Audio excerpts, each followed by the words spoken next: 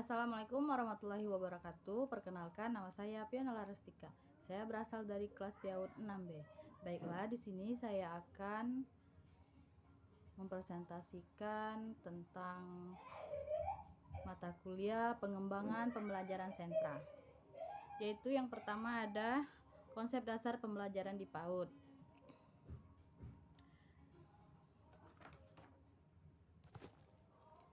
Baiklah, di sini ada hakikat anak usia dini.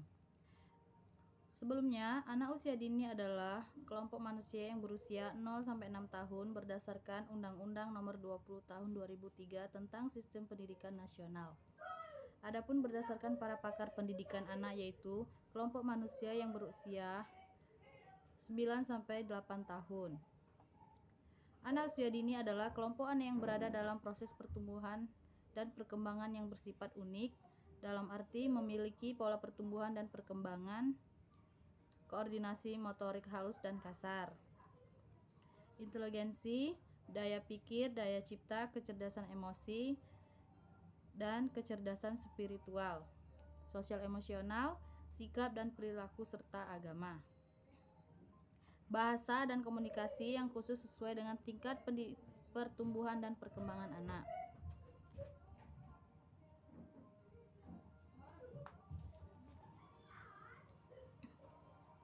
Pendidikan bagi anak usia dini adalah upaya yang menstimulasi, membimbing, mengasuh, dan pemberian kegiatan pelajaran yang akan menghasilkan kemampuan dan keterampilan anak.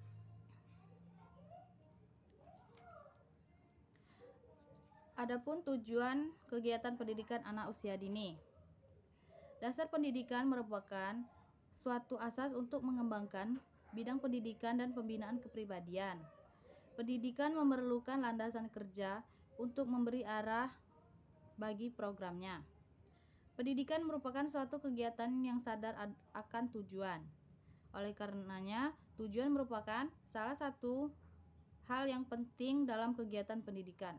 Maka tujuan pendidikan tidak saja akan memberikan arahan kemana pendidikan harus ditujukan, tetapi juga memberikan ketentuan yang pasti dalam memilih materi, metode, alat evaluasi dalam kegiatan yang dilakukan. Berdasarkan tinjauan aspek didaktis, psikologis, tujuan pendidikan di PAUD yang utama adalah sebagai berikut. 1. Menanamkan dan mengembangkan keimanan dan ketakwaan atau ketuhanan anak. 2. Salah satu tujuan pendidik adalah menanamkan sikap disiplin. Kedisiplinan merupakan kesiapan mental dan tindakan untuk selalu melaksanakan segala bentuk kegiatan dengan tepat waktu, tepat guna, dan tepat suasana.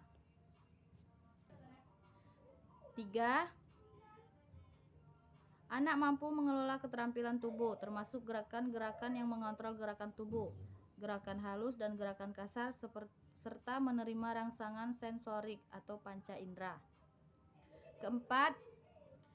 Meningkatkan kecakapan anak yang merupakan kesanggupan anak untuk menunjukkan sesuatu yang berkaitan dengan penggunaan fisik dan mental. 5. Proses pendidik juga mempunyai tujuan untuk melatih dan mengembangkan kepekaan atau sensitivitas anak terhadap sesuatu. Selanjutnya, metode pembelajaran bagi anak usia dini. Pembelajaran pada anak usia dini dapat dilaksanakan dengan menggunakan beberapa metode. Yang pertama, bercerita. Bercerita adalah menceritakan atau membacakan cerita yang mengandung nilai-nilai pendidikan. Melalui cerita, daya imajinasi anak dapat ditingkatkan. Bercerita dapat disertai gambar maupun dalam bentuk lainnya seperti panggung boneka. Yang kedua yaitu bernyanyi. Bernyanyi adalah kegiatan dalam melakukan pesan-pesan yang mengandung unsur pendidikan. Dengan bernyanyi, anak dapat terbawa kepada situasi emosional seperti sedih dan gembira. Bernyanyi juga dapat menumbuhkan rasa estetika.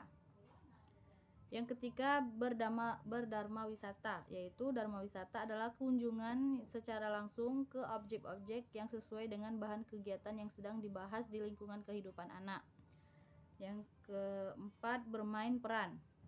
Bermain peran adalah permainan yang dilakukan untuk memerankan tokoh-tokoh, benda-benda, dan peran-peran tertentu sekitar anak.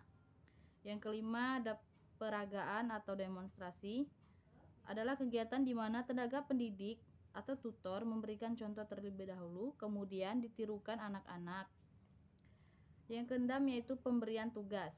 Pemberian tugas merupakan metode yang memberikan kesempatan kepada anak untuk melaksanakan tugas berdasarkan petunjuk langsung yang telah dipersiapkan sehingga anak dapat mengalami secara nyata dan melaksanakan tugas secara tuntas. Yang ketujuh yaitu latihan.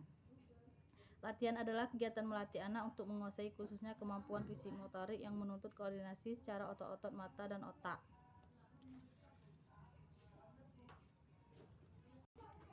Selanjutnya, konsep dasar pembelajaran di PAUD. Selanjutnya, prinsip-prinsip pembelajaran di PAUD.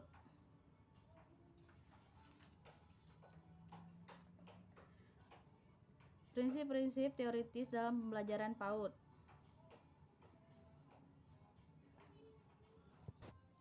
Selanjutnya ada prinsip-prinsip praktis dalam pembelajaran di PAUD.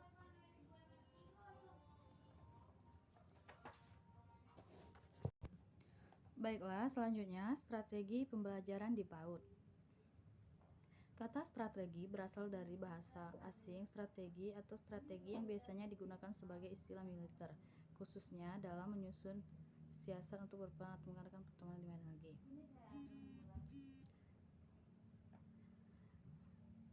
Penerapan strategi bermain, bercerita, bernyanyi bagi anak usia dini.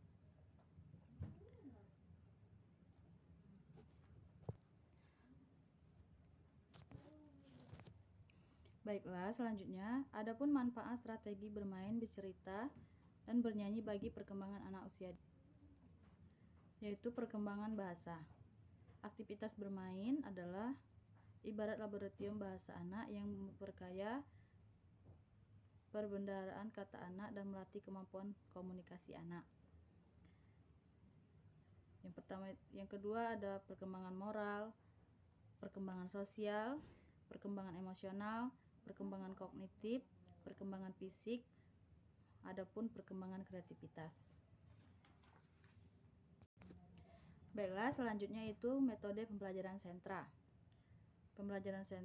Pengertian pembelajaran berbasis sentra adalah model pembelajaran yang dilakukan di dalam lingkaran dan sentra bermain. Saat bermain adalah sentra bermain adalah zona atau area bermain anak yang dilengkapi dengan seperangkat alat bermain yang berfungsi sebagai metode lingkungan yang diperlukan untuk mengembangkan seluruh potensi dasar anak didik dalam berbagai aspek perkembangannya secara seimbang. Selanjutnya, sentra bermain. Sentra bermain yaitu ada sentra balok, sentra main peran kecil, sentra main peran besar, sentra imtak, sentra seni, sentra persiapan, sentra bahan alam, sentra memasak. Selanjutnya, merancang, memilih, dan membuat APE pembelajaran sentra. Permainan edukatif adalah permainan yang memiliki unsur mendidik yang didapatkan dari suatu yang ada dan melekat serta menjadi bagian dari permainan itu sendiri.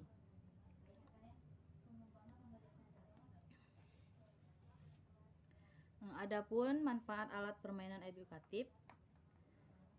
Yang pertama, APE untuk mengembangkan fisik motorik anak usia dini, terutama usia taman kanak-kanak. Yang kedua, APE untuk pengembangan kognitif kemampuan kognitif yang dapat digunakan melalui kegiatan bermain. Yang selanjutnya, APE untuk pengembangan kreativitas. Selanjutnya, untuk mengembangkan bahasa. Selanjutnya, APE untuk mengembangkan bahan sosial.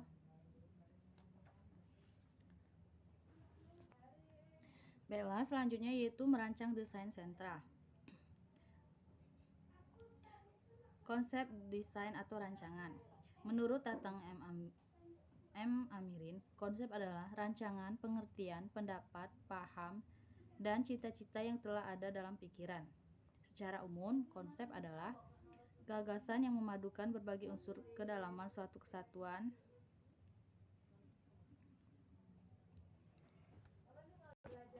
Adapun prinsip-prinsip desain.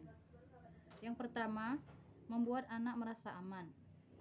Membuat anak merasa nyaman, mendorong anak untuk dapat bereksplorasi, mendukung anak untuk dapat berinteraksi dengan lingkungannya sesuai dengan tahapan perkembangan anak. Selanjutnya, memperhatikan karakteristik anak, kemampuan anak, latar belakang keluarga, lingkungan bermain, dan budaya setempat. Selanjutnya, mengembangkan kemandirian. Selanjutnya, mengembangkan kepercayaan diri anak dan mengembangkan keterampilan motorik.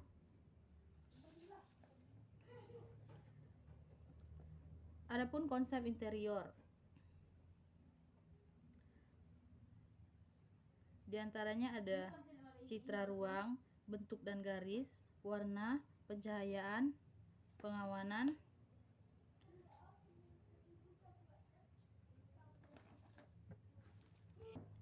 Selanjutnya, manfaat desain interior untuk anak. Yang pertama, membuat pekerjaan guru menjadi mudah. Yang kedua, hari-hari anak akan menjadi menyenangkan. Yang ketiga, anak dapat menyelesaikan tugas secara lebih produktif dan tertantang. Yang keempat, anak-anak akan terus berkeliling dari suatu kegiatan-kegiatan lainnya tanpa merasa bosan. Yang kelima, atmosfer kegiatan pembelajaran lebih dapat terantisipasi. Yang keenam, dapat merangsang siswa untuk belajar memberikan rasa aman dan nyaman. Baiklah, terima kasih. Mungkin itu saja penjelasan dari saya. Saya akhiri, wabillahi taufiq wal hidayah. Wassalamualaikum warahmatullahi wabarakatuh.